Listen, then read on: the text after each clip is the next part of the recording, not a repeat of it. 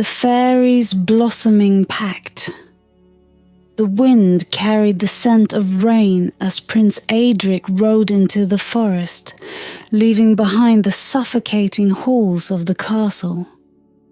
The crown he would one day wear already felt heavy upon his brow, though it remained locked away in his father's chambers.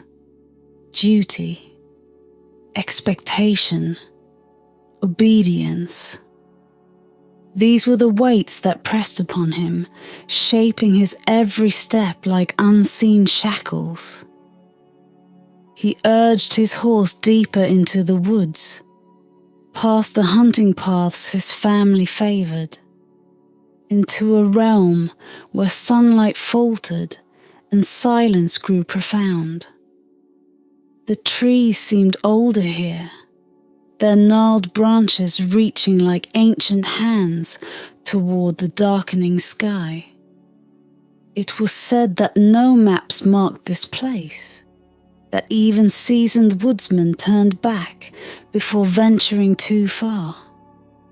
The whispers of old stories came unbidden to his mind, tales of a grove hidden where the forest grew thickest, a place touched by the fair folk. The peasants spoke of it in hushed tones, calling it cursed or blessed depending on their mood. Aedric dismissed such tales as nonsense, yet his heart quickened as the air began to change. The wind stilled. The world grew quiet, save for the sound of his horse's hooves crunching over dry leaves. He dismounted, sensing that the path ahead demanded silence. His boots sank into the damp earth as he walked, his breath visible in the cooling air. Above him, the canopy thickened, letting through only fractured light. Then the path vanished altogether. Aedric paused, his hand brushing against the hilt of his sword. There was no clearing ahead, no sign of where to go. Yet he felt an unmistakable pull, a melody barely audible, drifting like smoke through the trees. It wasn't a tune he could hum or even recall, but it tugged at the edges of his mind, leading him onward. The forest swallowed him, its shadows growing denser. He passed through arches formed by entwined branches, their shapes so perfect they seemed deliberate. He felt watched but saw no eyes. Time itself seemed to falter, the sun lingering at the edge of twilight as though held back by unseen hands. Then he saw it. The grove appeared not as a place he entered, but as a realm that revealed itself. One moment he stood amidst the endless trees. The next, he was surrounded by light. A clearing stretched before him, its boundaries marked by tall grass that shimmered faintly, as though it was spun from moonlight. At its center stood the tree. Its bark glowed with an amber hue, and its blossoms opened as if in slow motion, each petal unfurling like a secret revealed.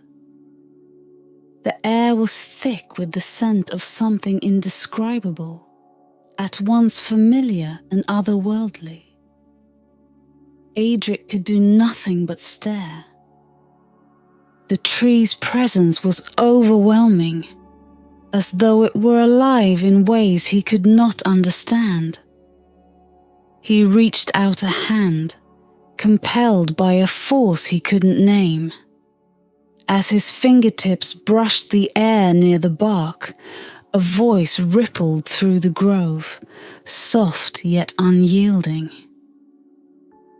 "You should not have come, mortal." Aedric stumbled back, his heart pounding.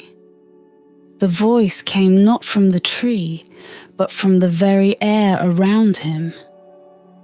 A faint shimmer passed through the grove, and from the golden light emerged figures no taller than his hand.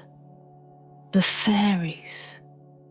They were unlike the delicate sprites of childhood tales. Their forms shimmered like glass, reflecting too many colors at once. Their wings sharp as blades of ice. Their eyes glowed with an intelligence that felt ancient and inhuman. "You stand before the blooming tree," one said, its voice like a chord played on a harp. "Few mortals find it. Fewer still leave unchanged." Aedric swallowed hard, the weight of their presence pinning him in place. Yet curiosity burned within him, stronger than fear. He found his voice, though it felt distant, as if it belonged to someone else. "What is this place?" he asked. The fairies exchanged glances, their faces unreadable.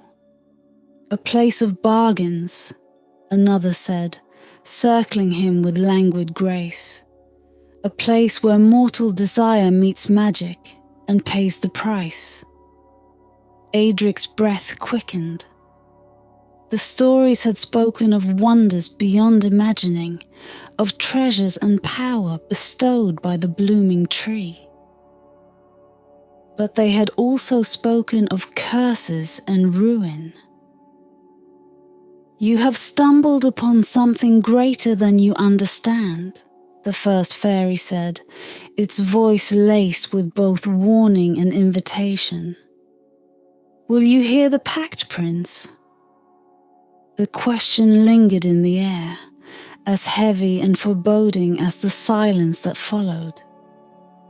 Aedric felt the pull of something vast and unknowable, a choice that would change everything, or nothing at all. And in that moment, beneath the tree's impossible blossoms, he nodded.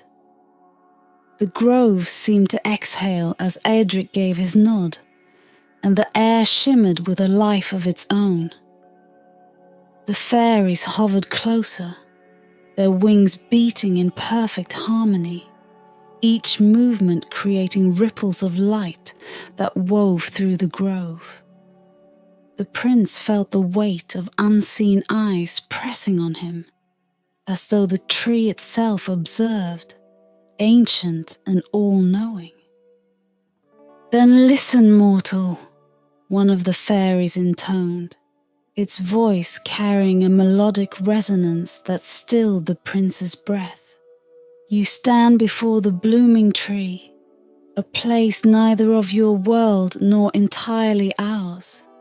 Each spring it awakens, and those who find it may ask for what their heart most desires. But all gifts have their price." Aedric's eyes lingered on the blossoms, their golden light pulsing softly, as if they were alive. The scent in the air deepened, sweet and intoxicating, clouding his thoughts. "And what is this price?" he asked, his voice low, the words falling like stones into the stillness. The fairies exchanged glances, their expressions unreadable. One stepped forward, its translucent body shimmering with shifting colors. "The price is as much a part of the gift as the bloom itself. A piece of what you are, traded for what you wish to become. A pact sealed by your will, unbroken until the end of days." Aedric frowned, unease prickling his skin. "What peace?"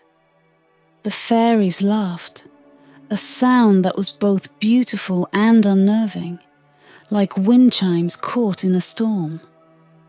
"That depends on your desire, Prince," another fairy said, its voice sharper, colder. The blooming tree grants what is asked, but chooses what it takes. It may demand your strength, your heart, your memory, or something far more precious. And once the pact is made, neither mortal nor magic can undo it. The words twisted in Aedric's mind, their weight growing heavier. Yet despite the warning, a flicker of hope ignited within him. Freedom. The word whispered through his thoughts, relentless. Could the tree grant him escape from the gilded cage of his birthright? His gaze drifted to the blossoms again, their light drawing him in, speaking of a world untethered by duty or expectation. What if, he began, his voice faltering. He steadied himself and continued. What if I wish for freedom? Freedom from this life, this crown? The fairies stilled, their laughter silenced. For a moment, the grove seemed to hold its breath, the light dimming as if the tree itself pondered his words. Freedom, one of the fairies repeated, its tone unreadable.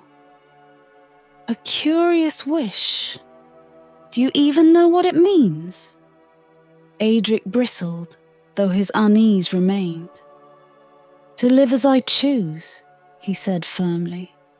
To walk away from this kingdom, this throne, to be my own master. The fairies circled him, their eyes gleaming with something too vast to comprehend.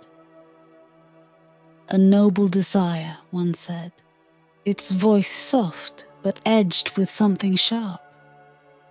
But freedom is a gift few mortals understand. To break one chain is to forge another. What will you trade for such a wish?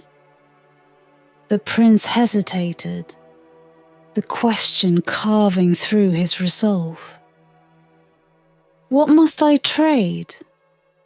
Your will, the fairies said in unison, their voices weaving together like threads of silk and shadow.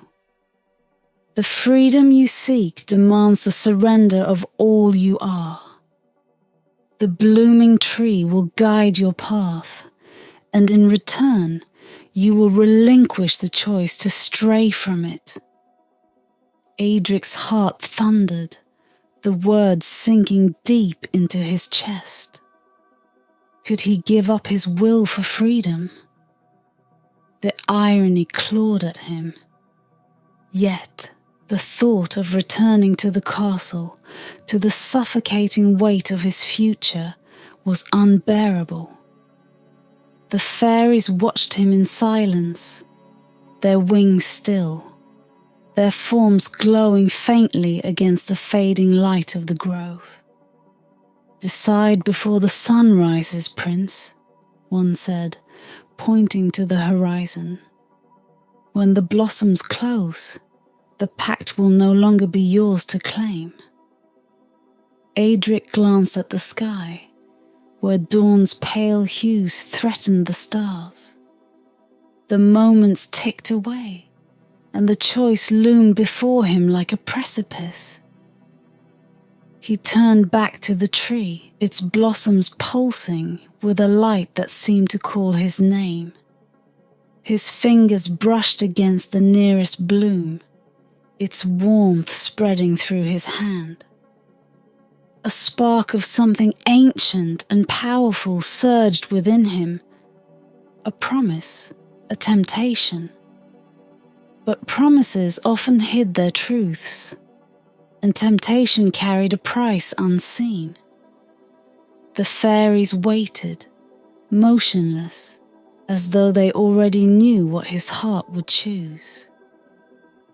And perhaps they did, for the blooming tree had stood for centuries, bearing witness to countless mortals who had wandered into its grove, each seeking what lay beyond their reach, but never without cost.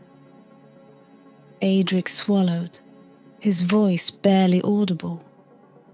"Tell me what happens if I walk away." The fairies smiled, their teeth glinting like shards of glass. "You will leave as you are," they said. "Bound to the crown, the kingdom, the chains you so despise. No more, no less. Freedom will remain a dream, as fleeting as these blossoms." And as the grove waited, its silence thick with the weight of his choice, Aedric knew that time, like the blossoms, was slipping away. The air thickened as the first threads of dawn crept across the grove, brushing the edges of the tree's blossoms with faint light. Aedric stood still, his hand trembling as he withdrew it from the glowing petals. The fairies waited in silence, their expressions sharp and unreadable, their forms shimmering faintly in the dimming glow of the tree. "The pact," he said finally, his voice low but steady, though each word carried the weight of uncertainty. "Tell me everything." The fairies' wings hummed softly, like the opening notes of a melody. They exchanged glances that were not quite smiles before the smallest among them hovered forward, her translucent wings scattering light like broken glass. "You have asked for freedom," she said, her voice soft yet sharp enough to cut. "But freedom is no simple wish. It is a bond unwound, a thread pulled from the weave of your life. To grant you this gift, we will take your will, your power to choose. The blooming tree will guide your path, and you will walk it without question, without hesitation. You will be unbound from the chains of your crown, but you will belong to the tree and its magic." Aedric's throat tightened. He stepped back, though his feet felt rooted to the soil. "You mean I would lose control of myself? That I'd be nothing more than a puppet?" The fairy's gaze pierced through him, her smile tinged with something almost human, almost pitying. "Not a puppet, Prince. You will live, breathe, think. You will act as you do now, but the choices you believe are yours will be ours. You will not notice the difference, for the magic will feel as natural as the blood in your veins. What you lose, you will not miss." Another fairy spoke, its voice deeper, carrying an ancient resonance. "What does it matter, Aedric? You wish to escape the gilded cage of your birthright. We offer you a key. Does it truly matter how the door is unlocked?" The prince's mind raced, his thoughts spiraling. The air in the grove seemed to constrict, heavy with the scent of the blossoms and the invisible weight of unseen watchers. "And if I refuse?" The fairy's wings moved in unison, the sound like pages turning in a forgotten book. "Then you return as you came," the deep-voiced fairy replied. "The crown awaits you. The weight you despise will grow heavier with time, as will the chains you wish to escape. This is the only way, Prince. The tree blooms but once a year.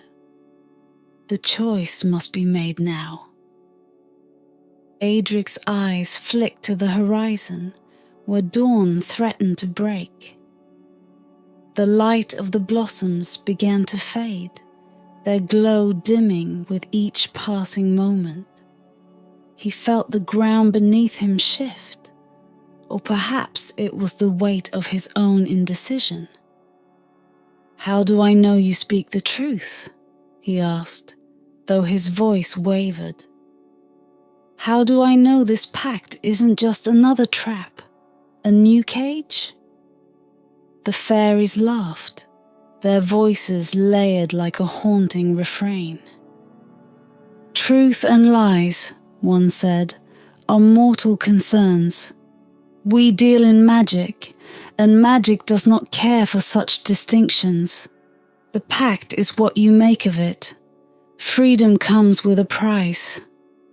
Whether it is worth paying, that is for you to decide." Aedric stared at the tree, its blossoms swaying faintly despite the stillness of the grove. The golden petals whispered promises he could almost hear, beckoning him with a beauty that felt both divine and dangerous. He thought of the castle, its cold halls echoing with the demands of his father's court.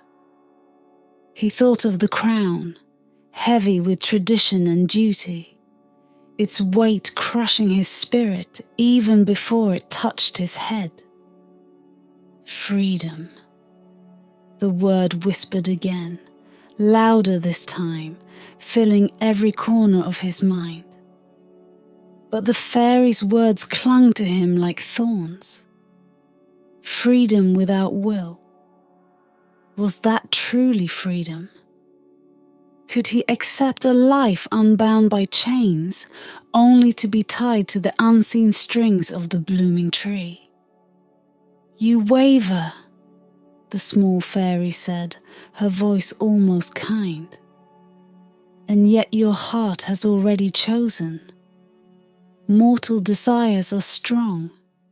It is your mind that hesitates, questioning what it cannot understand." The light continued to fade, the first rays of the sun stretching into the grove. The fairies drew closer, their forms growing more ethereal, their wings beating faster.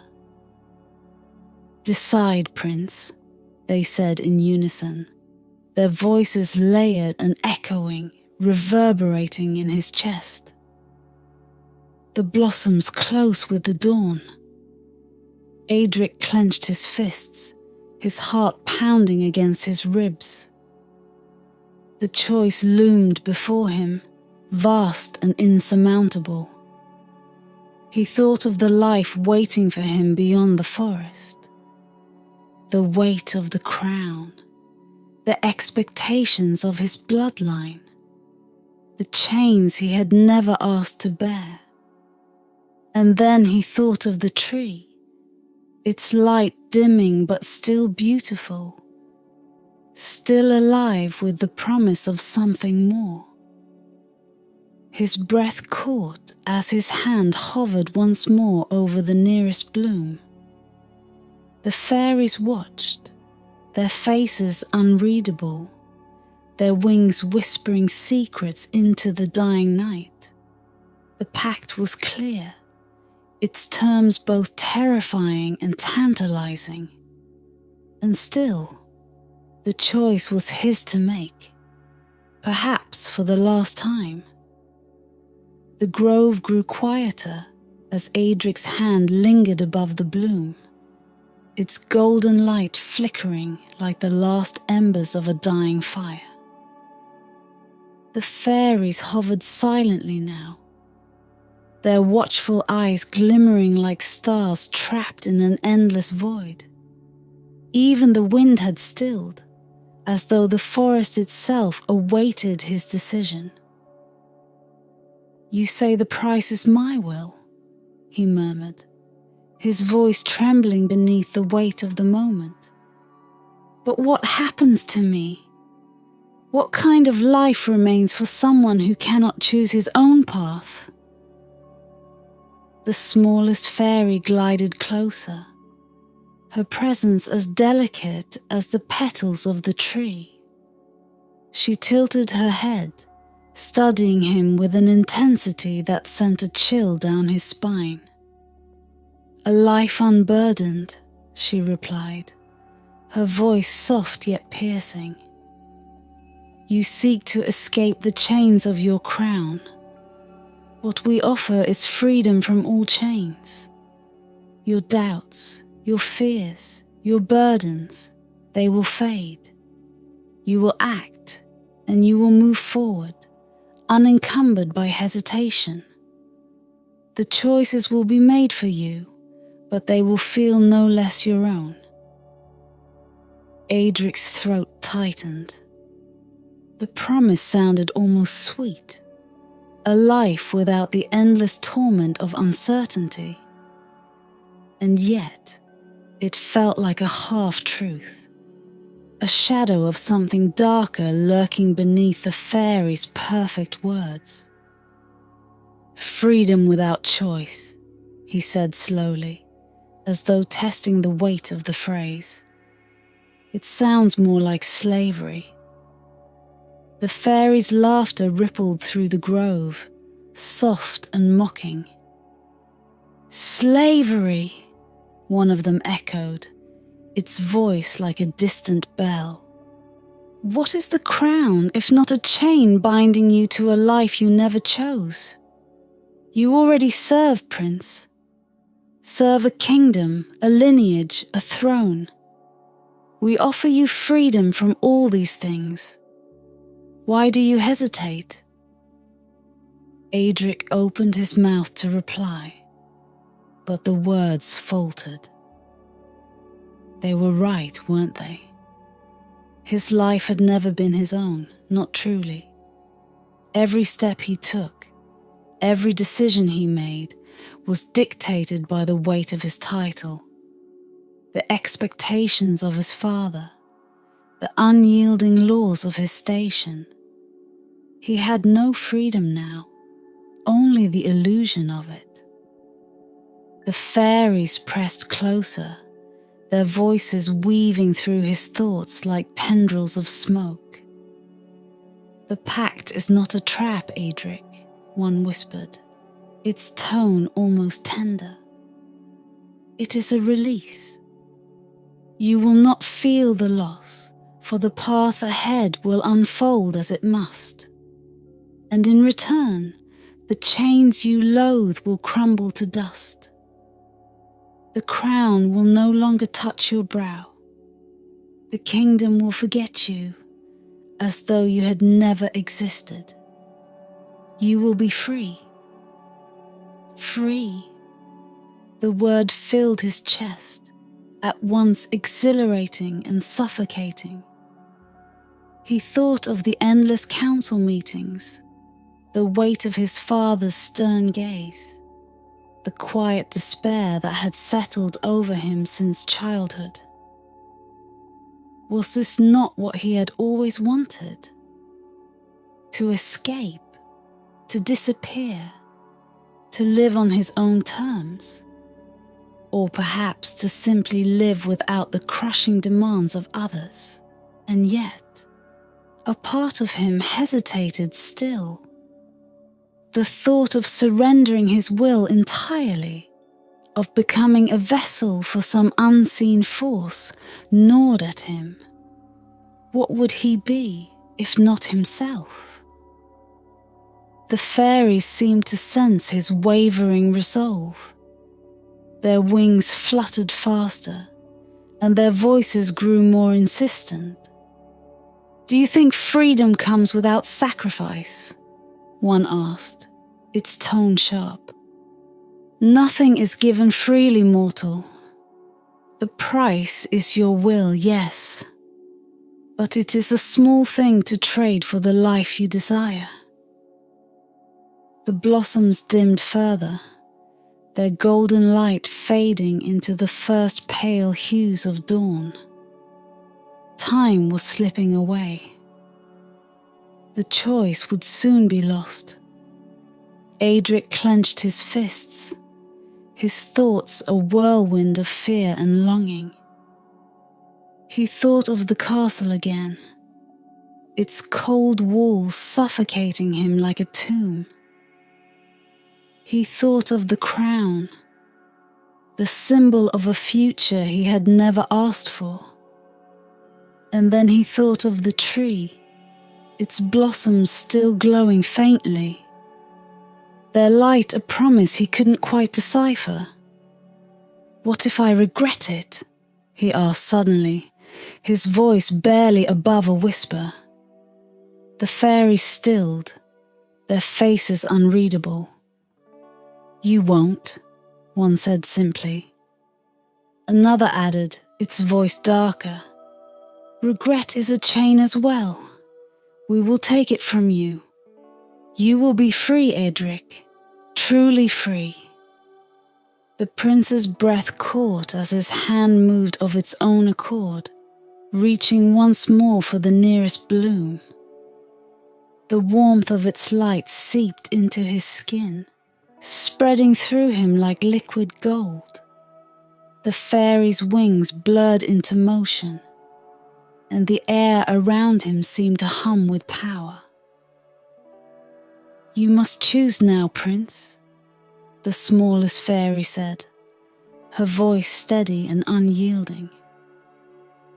The dawn rises, and with it the blossoms close. Will you take the pact, or will you leave as you are? Aedric's heart thundered in his chest. The weight of his life, his choices, or the lack of them, pressed down on him. The tree's light pulsed one final time, its warmth beckoning, promising, waiting. And in the stillness of the grove, beneath the gaze of the fairies and the fading blossoms, Aedric made his choice. The grove seemed to hold its breath as Aedric's fingers brushed the golden bloom. Warmth spread from the petals, sinking into his skin, his veins, his very soul. The fairies watched, motionless now, their eyes gleaming with an ancient knowing. The glow of the blossom flared briefly, then dimmed, the light shifting from amber to crimson, as if blood flowed through its veins. A hum rippled through the air, low and resonant, shaking the ground beneath Aedric's feet. His hand lingered on the bloom, caught in the pull of something vast and unseen.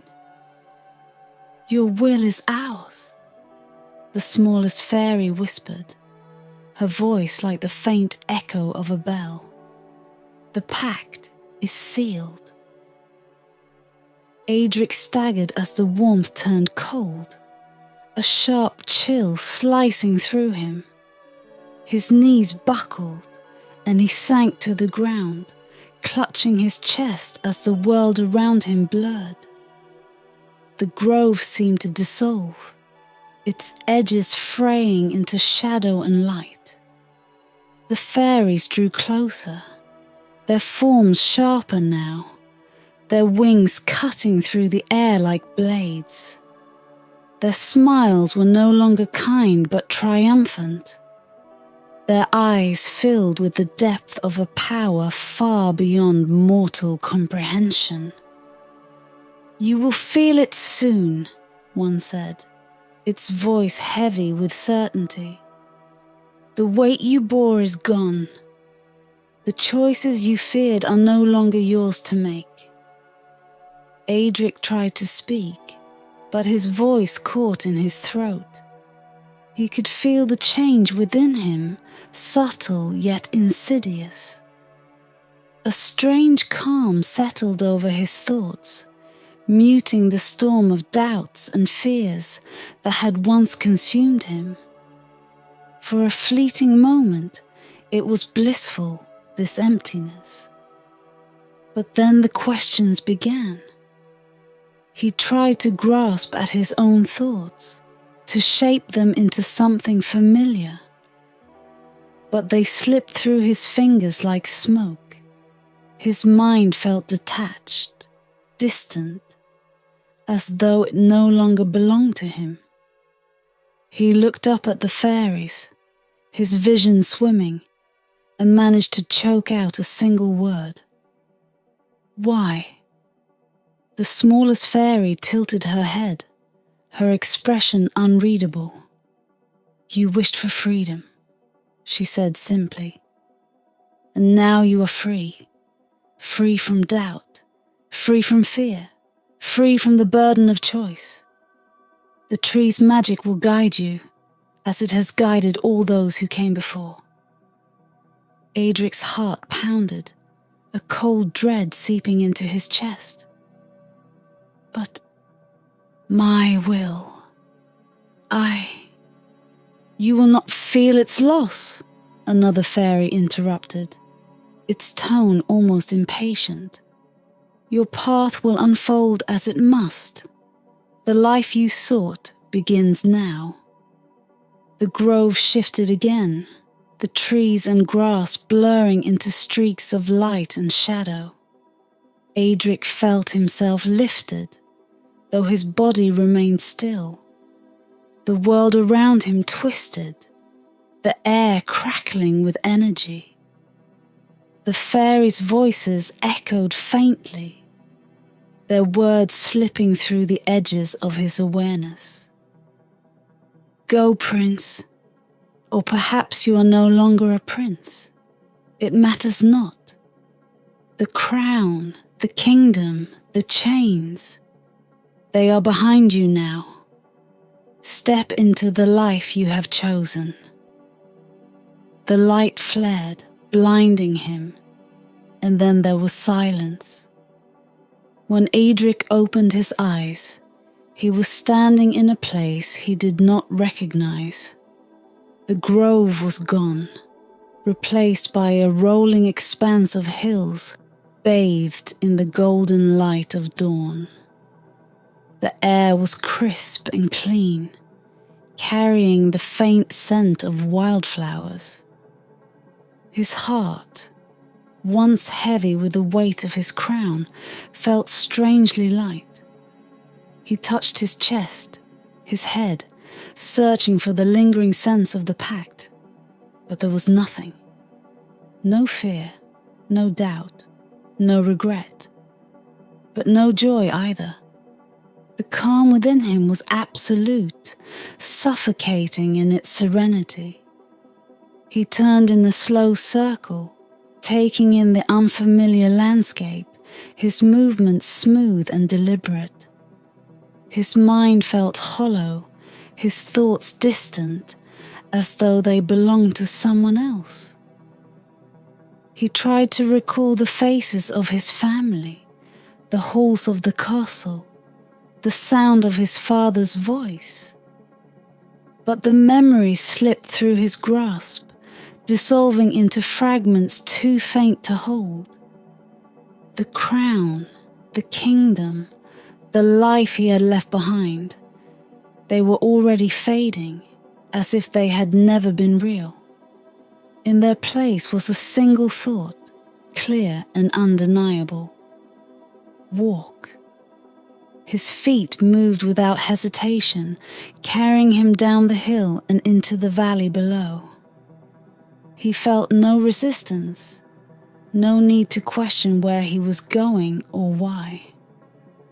The path stretched before him, unbroken and endless, and he followed it without fear, without doubt, without will. Far behind him, hidden within the depths of the forest, the blooming tree's blossoms began to close. The fairies gathered beneath its branches, their laughter soft and melodic, their wings shimmering in the fading light. Another pact fulfilled, one said, its voice laced with satisfaction. The smallest fairy glanced toward the horizon, where Aedric's figure was now little more than a speck. They always ask for freedom, she murmured, her tone tinged with something almost like sadness. And they always give away the only thing that could grant it. The others nodded, their expressions unreadable as the grove fell silent once more. The blossoms would open again in spring, their light waiting to ensnare the next mortal drawn by their impossible beauty. For the tree was eternal, and its pacts were forever.